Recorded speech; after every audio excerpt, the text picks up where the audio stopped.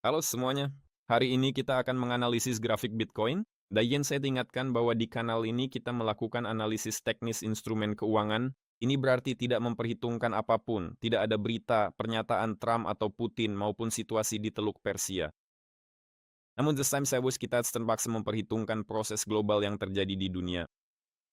Dan kenyataannya, gelombang kejut akibat situasi yang terjadi di wilayah Teluk Persia baru saja mulai mencapai dan berdampak pada ekonomi global real secara keseluruhan. Kelangkaan bahan bakar, kelangkaan pupuk, dan banyak lagi pada akhirnya akan berdampak negatif maksimal pada kehidupan kita masing-masing.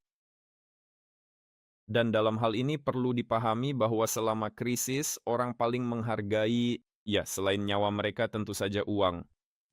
Mengapa? Karena Anda tidak bisa memberi partner keluarga dengan Bitcoin, dan Anda juga tidak bisa membayar layanan apapun dengan saham Apple atau Tesla saat perlu membeli bensin, roti, atau tiket pesawat untuk keluar dari zona tempur. Oleh karena itu, saat krisis, orang biasanya keluar dari instrumen keuangan ke uang tunai, ke uang real. Bukan ke Bitcoin, bukan ke saham, bukan ke beberapa berjangka, tapi ke uang tunai. Itulah sebabnya aksi jual saham, kripto, dan segalanya menyebabkan penurunan di pasar keuangan. Itu tadi pembukanya.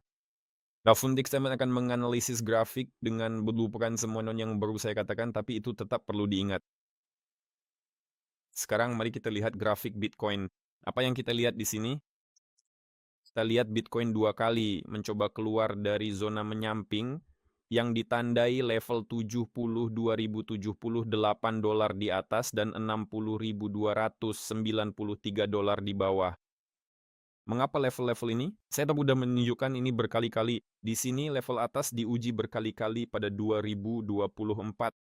Level bawah pada prinsipnya juga bertahan lama dan diuji berkali-kali, baik dari bawah maupun atas, dan kita berada dalam tren menyamping. Jadi kedua upaya untuk menembus ke atas dari tren menyamping ini berakhir dengan kegagalan. Mari kita perluas rentang ini sedikit, agar lebih mudah melihat semuanya dengan lebih jelas.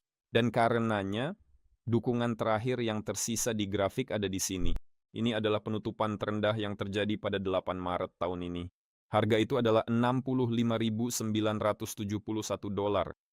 Dan karenanya, jika level ini ditembus, target teknis berikutnya adalah zona posisi terendah ini, yaitu 64.000 dolar.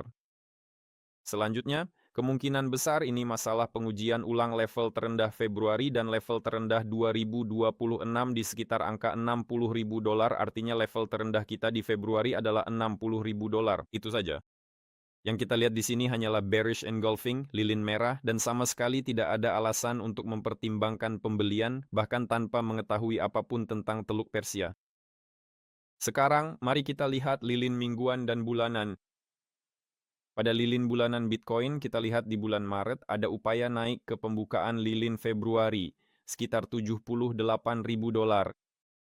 Tertinggi Maret, tepat 76.000 dolar, tapi saat itu hanya 2 atau 3 hari sebelum bulan berakhir, upaya itu terjual habis. Dan banyak yang menunjukkan terendah Februari akan ditembus, apalagi kita punya magnet kuat di rata-rata pergerakan 50 bulan yang kira-kira melewati level 58.000 dolar. Terlebih lagi, tepat di sini, lihat di mana saya meletakkan kursornya. Di Agustus 2024, pembalikan rendah ditandai penutupan lilin bulanan, dan saat itu penutupan Agustus 2024 adalah 58.973 dolar. Dan itulah target teknis untuk masa depan yang sangat dekat. Pada lilin mingguan, situasinya juga tidak mendukung pertumbuhan. Mengapa? Lilin hijau besar dari 9 Maret ini yang menelan penurunan 3 minggu sebenarnya, seperti yang saya sebutkan di ulasan sebelumnya, bukanlah lilin pembalikan. Ini memberikan prasyarat untuk pembalikan, tapi tidak lebih dari itu. Mengapa? Karena minggu-minggu yang tertelan tidak menembus posisi terendah lokal. Terendah ditembus selama minggu 2 Februari, dan terendah itu adalah 60.000 dolar. Maka, untuk bicara pembalikan dari perspektif kerangka waktu mingguan, lilin merah tertentu itu harus tertelan, dan itu berarti kita harus tutup lebih tinggi dari 76.969 dolar, tapi itu tidak terjadi. Sebaliknya, selama 2 minggu terakhir kita melihat lilin merah dengan risiko menelan lilin hijau ini dan risiko turun ke rata-rata 200 minggu di 59.250 dolar dan berpotensi ke 300 minggu di sekitar 52.000 dolar. Jadi, kita simpulkan bahwa risiko penurunannya saat ini sangat amat tinggi, bahkan cukup signifikan, terlepas dari situasi di Teluk Persia yang omong-omong juga tidak mendukung pasar kripto bergerak naik. Ini adalah pasar instrumen keuangan berisiko, dan selama krisis atau ketidakstabilan apapun, ia akan menjadi yang pertama dan paling keras jatuh dibandingkan dengan, katakanlah, pasar saham. Hati-hati. Sekadar pengingat, kami melakukan ulasan ini di platform Quantfury yang saya pilih untuk perdagangan saya sendiri. Saya tidak membayar komisi apapun di sini. Anda bisa melakukan hal yang sama menggunakan kode QR atau tautan di layar Anda. Sampai jumpa lagi. Ulasan berikutnya adalah tentang pasar saham. Selamat tinggal.